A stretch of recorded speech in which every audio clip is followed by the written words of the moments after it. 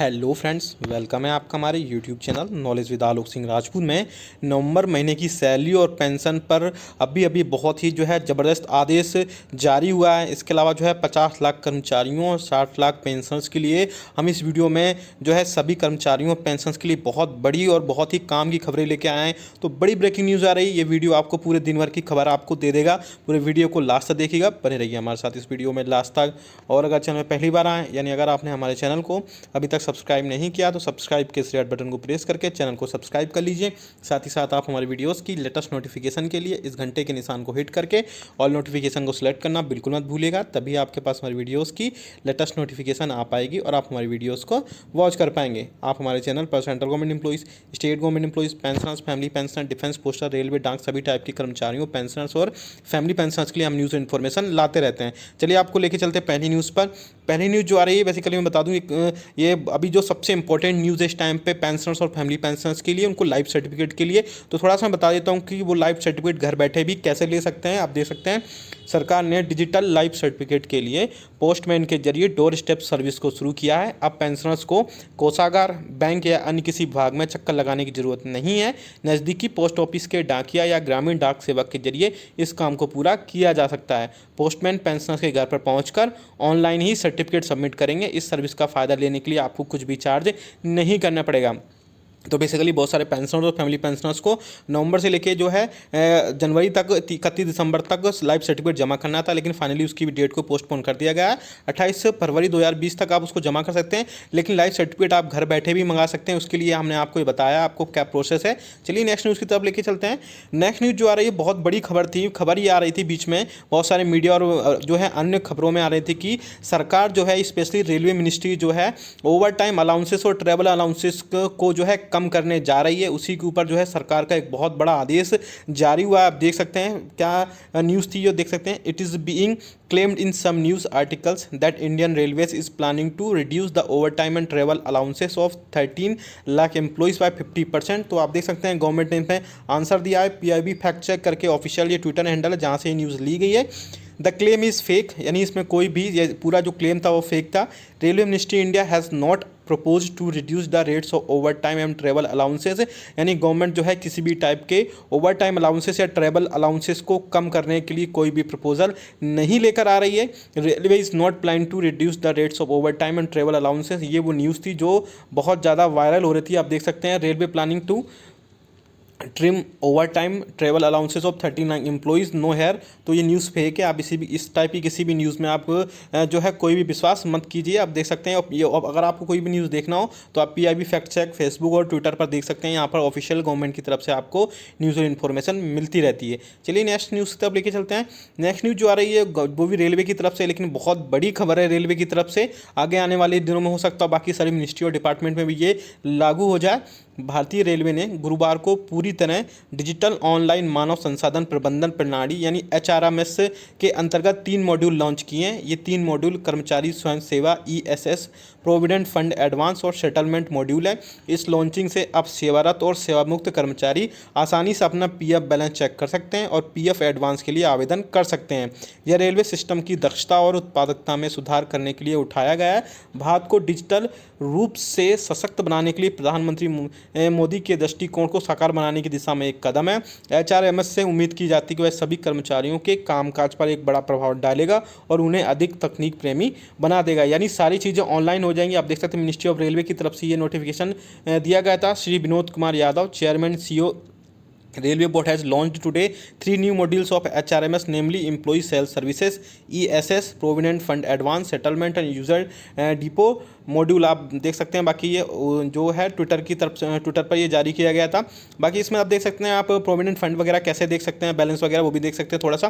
Provident fund PF advance module के माध्यम से रेलवे कर्मचारी अपना पीएफ बैलेंस देख सकेंगे और पीएफ एडवांस के लिए ऑनलाइन आवेदन कर सकेंगे। सेटलमेंट मॉड्यूल से सेवानिवृत्त होने वाले कर्मचारियों की सभी अदायगी प्रक्रिया डिजिटल हो गई है। कर्मचारी ऑनलाइन रूप से अपना सेटलमेंट पेंशन बुकलेट को भर सकते हैं। सर्विस और ब्यौरा ऑनलाइन प्राप्त किया जा सकता है और पेंशन का पूरा काम ऑनलाइन होता है। इससे कागज़ के इस्तेमाल में कमी आएगी और सेवानिवृत्त हो रहे कर्मचारियों के बकायों की प्रोसेसिंग की भी मॉनिटरिंग की जा सकेगी। यानी आपका पीएफ का जो भी बकाया है या पीएफ बैलेंस वगैरह सब चीज़ें ऑनलाइन हो जाएंगी, जिससे काफ़ी हद तक जो है कामकाज में देरी होती थी वो जल्दी हो पाएगा। और इसके अलावा जो है तकनीक का इस्तेमाल करके सारी चीज़ें ऑनलाइन हो जाएंगी, तो इससे पेंशन का काम भी पूरा ऑनलाइन हो जाएगा। चलिए आपको लेके चलते हैं नेक्स्ट न्यूज़ पर। क्या है, मिनिस्ट्री ऑफ फाइनेंस के डिपार्टमेंट ऑफ एक्सपेंडिचर की तरफ से सेंट्रल पेंशन अकाउंटिंग ऑफिस, जिसे CPAO बोला जाता है, उसके रिगार्डिंग जारी किया गया है। आप देख सकते हैं कि बहुत सारे ऐसे कर्मचारी हैं जिनके जब वो एक ब्रांच से दूसरी ब्रांच चेंज करते हैं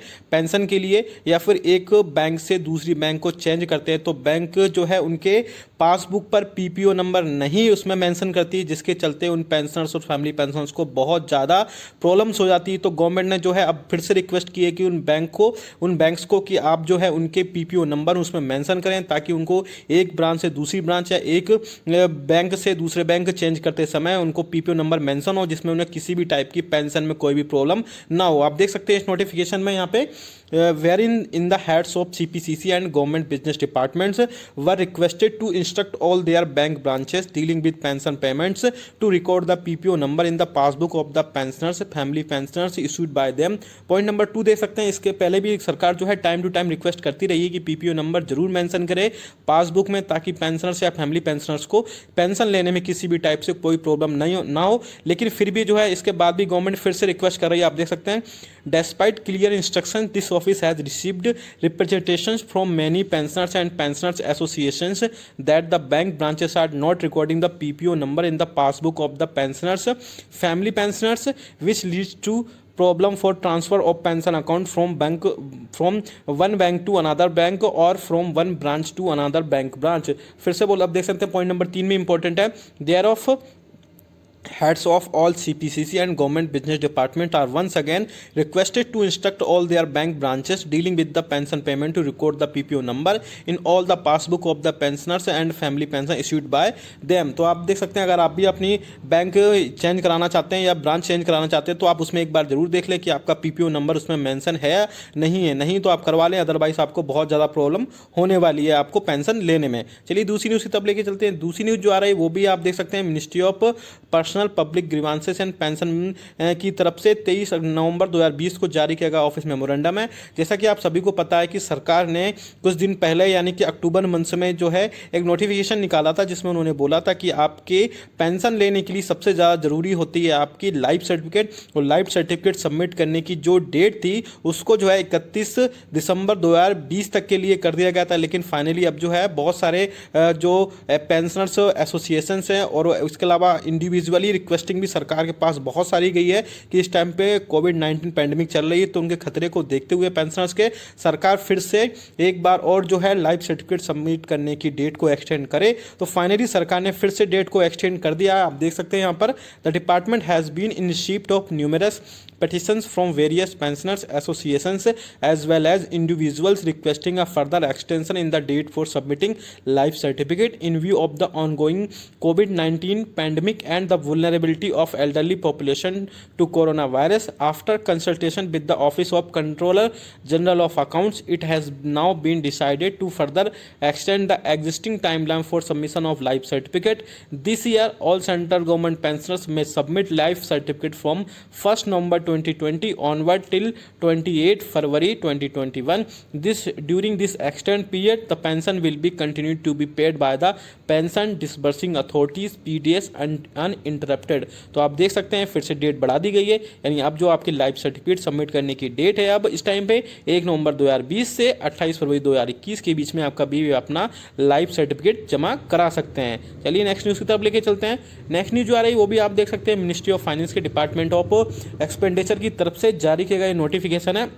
जो कि 24 नवंबर 2020 को जारी किया गया था, जिसमें आप सभी को पता है कि डीओपीटी ने कुछ दिन पहले जो है सरकार की तरफ से एक स्पेशल फेस्टिव पैकेज की अनाउंसमेंट की थी, जो सभी कर्मचारियों के लिए थी। लेकिन अब सरकार ने जो है जो बाकी ऑटोनोमस बॉडीज़ हैं यानी स्वायत्त संस्थाएं, उन सभी को लिए भी जो है स्पेशल फेस्टिव पैकेज के लिए उनका एडवांस में जो ग्रांट है उसको मंजूर कर दिया है। आप सब्जेक्ट में देख सकते हैं, grant of advance special festive package to employees working in autonomous bodies. आप यहाँ पे देख लीजिए, the understanding is directed to say that with a view to enable government employees to meet expenses relating to festivals and to encourage spending, thereby giving a boost to economic activities in pursuance of decision taken by the government. This department wide office memorandum of even number dated 12 October 2020 copy enclosed has issued order for grant of interest free advance amounting of rupees 10,000 as a special festive package to be paid in advance to government employees. In this regard, it is clarified that the nodal ministry department may consider adopting this special festive package on similar terms as prescribed in this department's office memorandum of even number dated 12 October 2020 to employees working in autonomous bodies as well within the existing budgetary provision, and no additional fund will be provided for this purpose. तो आप देख सकते हैं कि आपको free advance बिना interest के जो है इंटरेस्ट फ्री 10,000 रुपये का स्पेशल फेस्टिव पैकेज जो है सरकार आपको एडवांस में प्रोवाइड करा रही है। आप इसको जो है 1,000 रुपये की इंस्टॉलमेंट में आप इसको सेट करवा सकते हैं, ताकि आपको आगे उनको पे करने में कोई भी प्रॉब्लम ना करे। और सबसे बड़ी बात यह है कि आपको इसमें एडवांस फ्री आपको ये सारी चीज़ें मिल रही हैं, यानी आपको किसी भी टाइप से कोई भी आपको इंटरेस्ट पे नहीं करना पड़ेगा। पहले ये जो है सभी सेंट्रल गवर्नमेंट एम्प्लॉइज़ थे उनके लिए लागू की गई थी ये योजना, जो कि स्पेशल फेस्टिव पैकेज थी। अब जो है बाकी ऑटोनोमस बॉडीज़ हैं यानी स्वायत्त संस्थाएं, उनके लिए भी सरकार की तरफ से ये जो है लागू कर दी गई है, इसकी ग्रांट जो है एडवांस में दे दी गई है। मैंने आपको इसमें 3 न्यूज़ दिखाई, तीनों बहुत ही इंपॉर्टेंट थी। थोड़ा सा मैं फिर से रिपीट कर देता हूं कि पहली न्यूज़ जो थी इसमें, जो बैंक पासबुक में आपका पीपीओ नंबर मेंशन होता है वो बैंक कई बार नहीं करती है जब आपको, लेकिन आपको ऐसा कोई प्रॉब्लम नहीं है। लेकिन जब आप एक ब्रांच से दूसरी ब्रांच में आप उसको चेंज करते हैं या एक बैंक से दूसरी बैंक में आप अपना पेंशन खाता जो चेंज करते हैं, तो वहाँ पर उसको मेंशन होना बहुत ही ज़्यादा ज़रूरी होता है। अदरवाइज़ आपके लिए फिर से मैं बता दे रहा हूँ, ये सारी चीज़ें मैं बता भी चुका हूँ, फिर से आपको उसमें आप मेंशन ज़रूर करा लीजिए अगर आप ये सब चीज़ें करने वाले हैं, तो नहीं तो बाद में आपको बहुत ज़्यादा प्रॉब्लम हो जाएगी आपकी पेंशन आपके खाते में आने में। इसलिए सरकार ने उनसे रिक्वेस्ट की आप फिर से एक बार और जो है सारे जितने भी पीपीओ नंबर है उसमें आपको जो है मेंशन जरूर करने हैं। और दूसरा जो न्यूज़ में बताया था, फिर से बता देता हूँ कि आपकी जो सबसे इंपॉर्टेंट है कि आपको पेंशन लेने के लिए आपको लाइफ सर्टिफिकेट की सबमिशन की ज़रूरत सबसे ज़्यादा होती है। उसकी जो डेट थी पहले सरकार ने फिक्स की थी 31 दिसंबर, यानी कि 1 नवंबर 2020 से 31 दिसंबर 2020 के लिए। फाइनली जो है बहुत सारे पेंशनर्स इसमें रिक्वेस्ट कर रहे थे और पेंशनर्स एसोसिएशन भी इसमें रिक्वेस्ट की थी उन्होंने कि कोविड-19 पैंडेमिक के चलते सरकार जो है उनको डेट बढ़ाना चाहिए। तो सरकार ने फाइनली उनकी रिक्वेस्ट को मानते हुए अब उसकी पेंशन की यानी कि लाइफ सर्टिफिकेट सबमिट करने की जो डेट है उसको 28 फरवरी 2021 तक के लिए कर दिया, यानी 28 फरवरी 2021 तक आप उसको जो है अब सर्टिफिकेट अपना सबमिट कर सकते हैं। तो तीनों न्यूज़ बहुत इंपॉर्टेंट थी, जिससे आपकी आगे आने वाली सैलरी पेंशन में बहुत ज़्यादा फर्क पड़ने वाले हैं, चाहे वो नवंबर मंथ की हो दिसंबर मंथ की हो। वीडियो अच्छा लाइक करेगा, शेयर सभी के साथ करिएगा। ऐसी न्यूज़ अपडेट्स के लिए आप हमारे चैनल को सब्सक्राइब भी कर लीजिएगा। मिलते हैं आपको नेक्स्ट वीडियो में। Thank you so.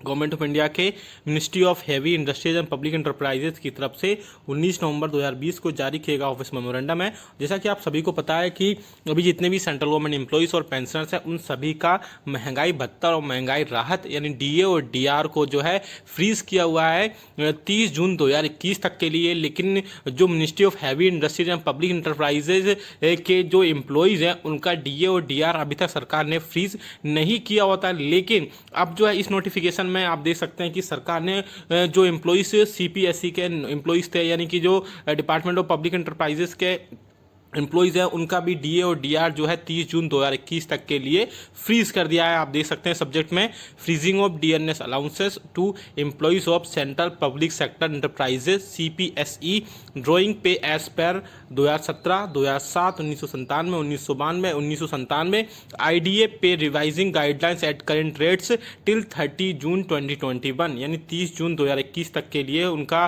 डीए जो है महंगाई भत्ता फ्रीज कर दिया गया है। आगे आप देख सकते हैं इस नोटिफिकेशन में CPSE the installment of DNS allowances payable to employees of central public sector enterprises drawing pay as per 2017 7 97 92 and 1987 IDA pay revision guidelines due from 1/10 to 2020 shall not be paid. The additional installment of DNS allowances due from 1/1/2020 and 1/4/2021 shall not also be paid. However, DNS allowances at current rates with effect from 1/7/2020 will continue to be paid। यानी 1 जुलाई 2020 से जो उनको DNS allowances provide किया जा रहा है वो उनको पे होता रहेगा। हालांकि उनका जो 1 अक्टूबर 2020 है वो भी उनको जो है पे नहीं किया जाएगा। इसके अलावा 1 जनवरी 2021 और 1 जो अप्रैल 2021 में पे होने वाला था वो भी उसमें पे नहीं किया जाएगा। इसके अलावा सबसे बड़ी चीज़ है कि उनको एरियर भी प्रोवाइड नहीं किया जाएगा, जैसे सेंट्रल गवर्नमेंट एम्प्लॉइज और पेंशन का प्रोवाइड नहीं किया जाएगा गया था। आप यहाँ पे देख सकते हैं no arrears for the period from 1/10/2020 till 30/6/2021 shall be paid. यानी 1 अक्टूबर 2020 से 30 जून 2021 तक का कोई भी एरियर उनको प्रोवाइड नहीं कराया जाएगा। और पॉइंट नंबर 4 में आप देख सकते हैं द एडमिनिस्ट्रेटिव मिनिस्ट्री या department of government of India are requested to bring the foregoing to the notice of the CPSE under their administrative control for the necessary action at their end।